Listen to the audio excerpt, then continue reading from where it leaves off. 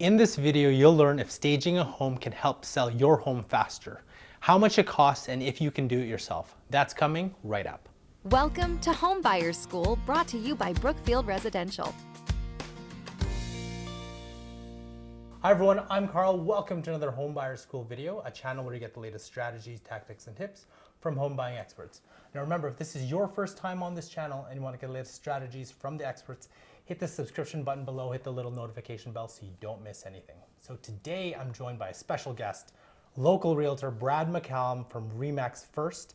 And the topic we're going to answer today is staging your home. Brad, I think the very first question is, does staging your home actually help it sell? 100%. It completely helps a home sell. And in fact, if you look at all the data on it, what it'll tell you is that it helps the home sell faster and it helps it generally sell for a little bit higher price. The problem is when you condense that down to a home by home basis is, did it actually help or make the difference on that particular home? And that's the thing that sellers often have a challenge with. If it does help your home sell, how do you go about staging it? As a realtor, if you're really trying to look out for your best interests of your clients and they've got a vacant home or an empty home, you're going to want to make some suggestions on how it's going to look best. And oftentimes that means staging either with their existing furniture or removing some of their own personal items that they have in the home to maybe declutter and make it present better. But if you actually have to bring in a separate company to do the staging, there's various different ones in virtually all cities that you can check out their Google reviews, see what other past experiences that people have had. There's some great ones in town that we often recommend. And these are companies that will come in and they'll take your home, whatever it is, and try to make sure that it appeals to a broad base of home buyers. So you raised the point about making it less personal. Is that an important thing? Yeah, I think when someone comes into a house, they need to feel like it's a home, but I don't want to feel like I'm in Carl's home. And there's something about seeing all the personal effects that can feel a little bit like you're invading their personal space, and that's not the feeling that you want to convey. So when you come into a home and it smells great, it's clean, there's elements of home, right? These things that make a place feel nice and cozy. These kind of things, they make people imagine themselves in the home. So that's the line that you try to draw, is make it feel like a home, but not someone else's. But as someone who's selling a home, that'd be kind of a little difficult, especially if you've lived in a home a long time and Yes. you have all these pictures. How can you possibly get that stuff out? You're gonna wanna work with a realtor that you can trust, because along the way, if that realtor doesn't have the confidence to speak up on their craft, they might not advise you to do some of that decluttering or to depersonalize it, and that can affect the sale. If you are someone who is vehemently opposed to hunting, you probably don't want to go into a home that has that. We work with so many people from different backgrounds. I've worked with some who have a prayer room, for example, and they'll often say, like, should we take it down? And I would say, no. You want to find a balance. This is still your home during the process. What you want to do, though, is just take away those things that might clutter. The difference between our homes and a show home oftentimes is all the little knickknacks and all these little personal effects. You remove them, could help the place feel larger, bigger, cleaner, and have a broader appeal. Is it actually better to have a home staged or completely empty? I find it's really, really hard to have clients envision a home if it's completely empty. And the problem with that is because people will walk into a room and without a reference point, they'll have no idea if it'll fit their couch. But that's the challenge, is that people just need a reference point. Got it. So even if you put in a small couch for the room or a large couch for the room, people can say, I think that's smaller, or I think ours is a little bit bigger, it would still be fine. You can go with a realtor. Can you even do it yourself? Yeah, you can definitely stage your home yourself by just watching some simple YouTube tutorials or some simple videos. If you've already got nice things in your home, there's just some basic tips you might want to follow to just depersonalize it or to make it feel large and open.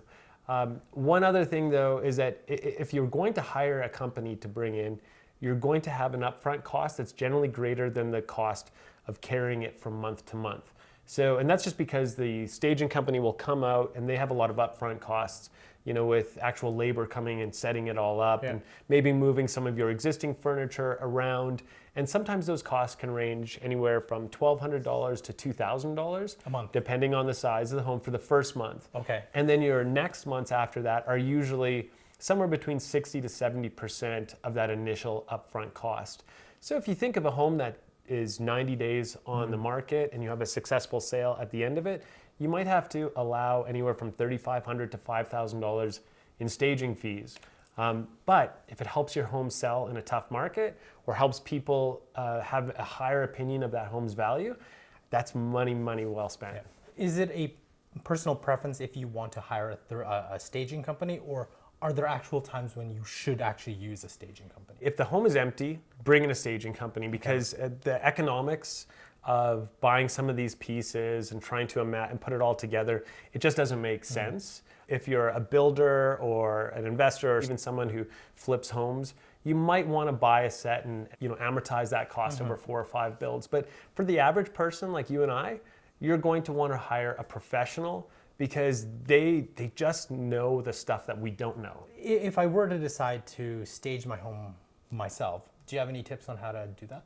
What you want to do is think about the home in terms of someone completely with fresh eyes. So I would say the best way to do that is to actually ask some of your friends and your family what their opinion of your home is. Those are the kind of things that you want to know, because we're not generally that cognizant of our own spaces we live in. Yep. So get some opinion from friends and families and ask them to be blunt or to be very truthful in it. And then just don't take offense, because the reality is when the market comes out and views your home, they're going to have no attachment to any of your furniture, any of the pieces in your house, and they're going to be very brutal with their opinions of the place. It's so important to have your house ready for that first impression, and that's why staging is so important. It's kind of like if you were going to go meet the girl of your dreams or the guy of your dreams, and you showed up in pajamas and you were unshaven and you were unwashed, you want to make sure you put your best foot forward. It's very hard, though, to maintain that level of cleanliness as long as you're living in the home. The challenge for realtors is oftentimes they don't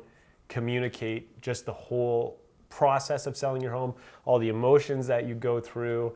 You really have to understand or educate your client to help them understand that, listen, don't take offense. There's only going to be one buyer for this house, and it's going to be, for them, it's going to be the perfect home, right? So everyone else, it's good to get through those people. You have to go through many people before, oftentimes before you find the right buyer for your home, and it's not going to be right for those.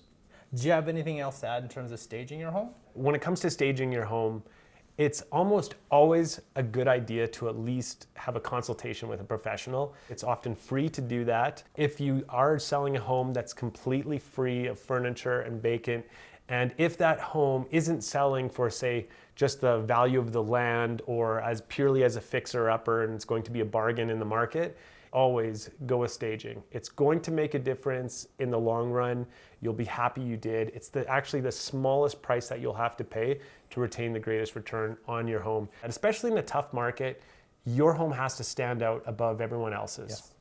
So the question of the day I have for you is, have you staged your home the last time you sold it? Did you use a realtor or did you use a third party? Let us know in the comments section below. And if you want to know more about selling your home, we've got a great playlist here, as well as additional videos here. Don't forget to subscribe, and we'll see you in the next video.